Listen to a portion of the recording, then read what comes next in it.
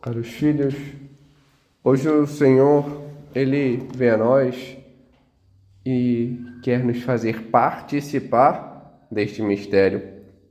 Por isso, Jesus foi elevado aos céus, elevatus est, eperte, à vista deles. Ele ascendeu, por entre aclamações Deus se elevou. O Senhor subiu ao toque da trombeta, como víamos no Salmo. Por sua própria força, ele subiu aos céus. Mas, diante deste mistério, diante daquilo que acontece, poderíamos nos perguntar, mas o que isso me toca? Que o Senhor tenha ressuscitado, que Ele tenha vencido a morte, isso me toca. Porque eu sei que eu tenho a salvação, Deus se entregou por mim, morreu por mim, ressuscitou por mim, abriu os céus, mas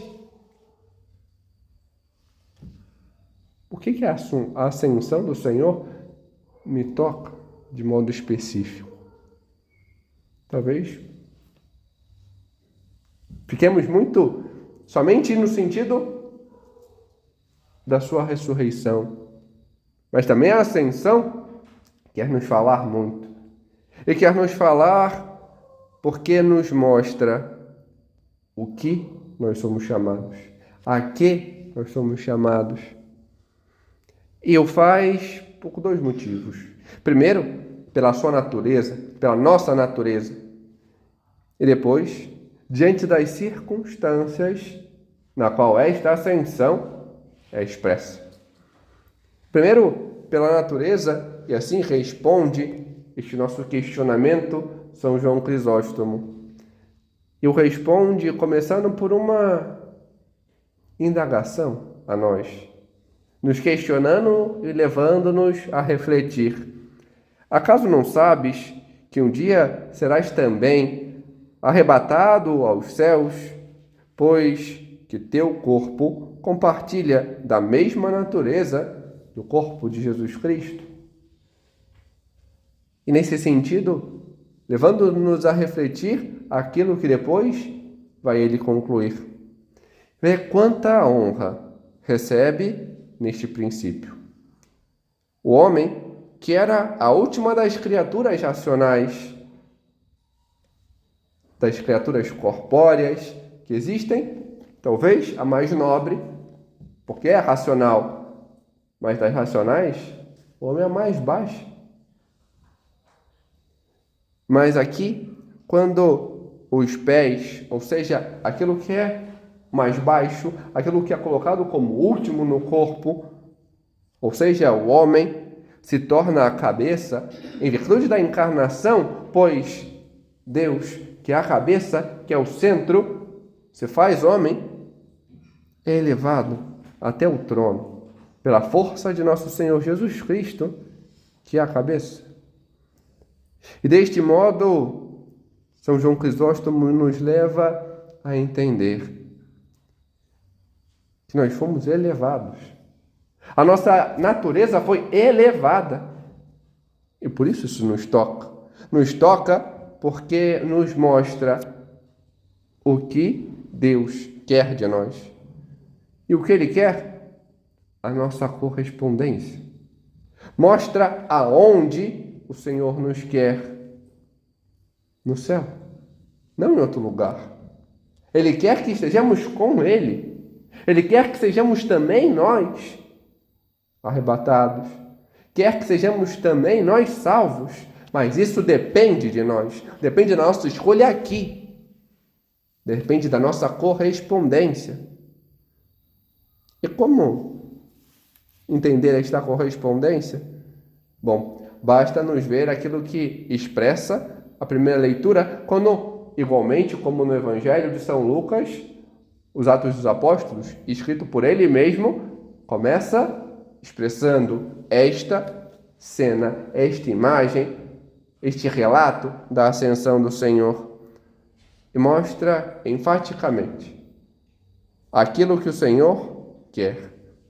Ele ascende aos céus para enviar o Espírito Santo, para que, recebendo o Espírito Santo, possamos ser as suas testemunhas. É isso que ele diz. Recebereis o Espírito Santo para seres minhas testemunhas. A correspondência está aí. Está a anunciar a palavra do Senhor. Está em sermos testemunhas dele. Na fidelidade e na radicalidade daquilo que o Senhor quer e pede de nós. Na fidelidade e na radicalidade em meio à nossa vida. Como? Como sermos estas testemunhas? Como traduzir na nossa vida este testemunho? Bom, diante disso, mostramos justamente as circunstâncias em relação àquilo que esse nosso relacionamento, este nosso questionamento nos toca. O que a ascensão do Senhor nos toca diante das suas circunstâncias. E para isso, olhamos para o relato no Evangelho, onde o Senhor é bem específico. Então Jesus levou-os para fora, até perto, ou seja, nos arredores de Betânia. Por que Betânia? Por que este lugar? Porque ali era a casa de Lázaro, Maria e Marta? Porque ficava próximo de Jerusalém? São Beda, o venerável, ele nos responde o porquê. Escolheu este lugar pelo seu nome, que quer dizer casa de obediência. E depois ainda completa: aquele que desceu à terra para expiar a desobediência dos iníquos, sobe aos céus para recompensar os convertidos. O Senhor, ele nos chama a esta obediência. Da mesma forma como nos chamou os apóstolos, aqueles que são os alicerces da igreja, chama a toda a igreja a esta obediência. E quer recompensar a cada um de nós. Mas para isso é necessário que saibamos obedecer e nos converter. E o que é a conversão? Não nos enganemos. Não achemos que a nossa conversão é algo, é um momento. Olha, eu comecei na igreja, eu me converti. Eu fiz isso, então eu me converti. Eu comecei... A conversão não é um momento, não é um instante, mas um processo que só termina quando termina o nosso tempo na terra, quando o Senhor nos chama para estarmos na eternidade. Todo este processo, toda a nossa vida é um caminho de conversão. E o que implica esta conversão? Implica numa única coisa: em aprendermos a sermos amigos do Senhor, em aprendermos a estar junto ao Senhor. Como somos, como podemos ser seus amigos? Ele mesmo nos apresenta no Evangelho quando nos diz: sereis meus amigos se fizeres aquilo que eu digo. Ou seja, se forem obedientes. Mais uma vez, afirma e reafirma que devemos ser obedientes. Obedientes a Cristo, aquilo que Ele nos diz. Aprendermos a ouvir e a guardar a sua palavra. E podemos nos começar a questionar sobre isso. Será que ouvimos e guardamos a palavra do Senhor? Será que sabemos aquilo que Ele nos disse no início da Quaresma, quando começamos este caminho de mudança que nos pede esse tempo? Será que guardamos aquilo que Ele nos disse diante da vigília pascal, quando irrompe as trevas e manifesta a sua luz nos libertando? Será que guardamos aquilo que Ele nos disse na última semana? Ou será que ouvimos e deixamos passar? Será que estamos fazendo este processo ouvindo e deixando passar? Sem que aquilo me toque, sem que eu deixe que o Senhor toque na minha ferida para mudar? Ouvir e guardar faz parte disso. Olha, essa palavra me toca, eu tenho que mudar isso. e começar a exercitar a cada dia. Aprender a obedecer a Cristo diante daquele que é a manifestação no seu corpo, a igreja, aprendendo a aprender. Ou seja, entendendo quais são os costumes que a igreja dá. O porquê vir à missa aos domingos, o porquê ir à missa nos dias de guarda, quais são eles? Eu dou essa ênfase. Eu busco me aprimeirar. Por que se celebram os santos? Por que exalta tanto a Virgem Maria? Quais são os costumes? O meu modo de vestir, como está sendo? Tudo isso a igreja nos apresenta. Da mesma forma como apresenta também a sua doutrina. O que é o certo? Será que estou vivendo de qualquer coisa? Ou será que eu busco conhecer? Conhecer aquilo que a igreja diz diante dos sacramentos, a importância da Eucaristia, a importância do sacramento da confissão, o saber confessar-se, o buscar a confissão regularmente, porque eu necessito estar em estado de graça, para receber o Senhor, para ter o Senhor em mim, porque quando estamos em estado de graça, Deus habita em nós. O saber recorrer aos sacramentos sempre que necessário. Não achar, por exemplo, que a unção dos enfermos é o sacramento dos 45 do segundo tempo, quando já não dá mais. É um sacramento de cura que eu devo recorrer. O matrimônio não é, estou a fim de juntar os trapos. Não! É um sacramento de serviço a Deus e à sociedade e ao seu corpo. Eu me ponho a serviço.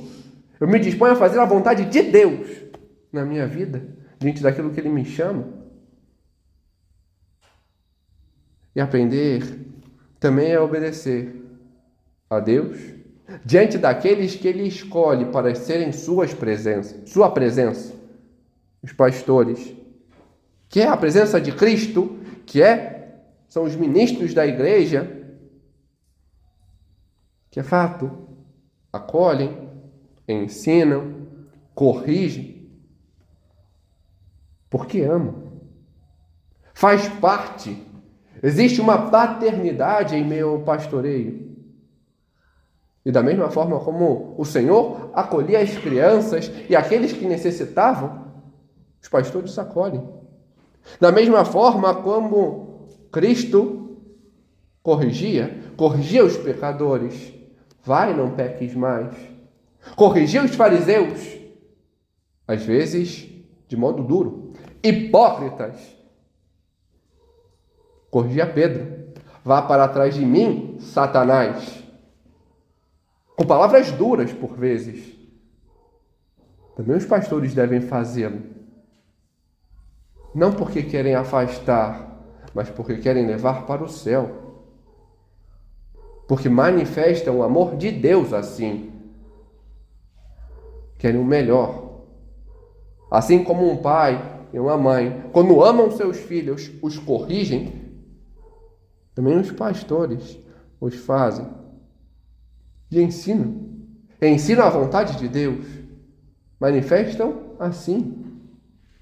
Isso é a expressão plena daquilo que é o cuidado.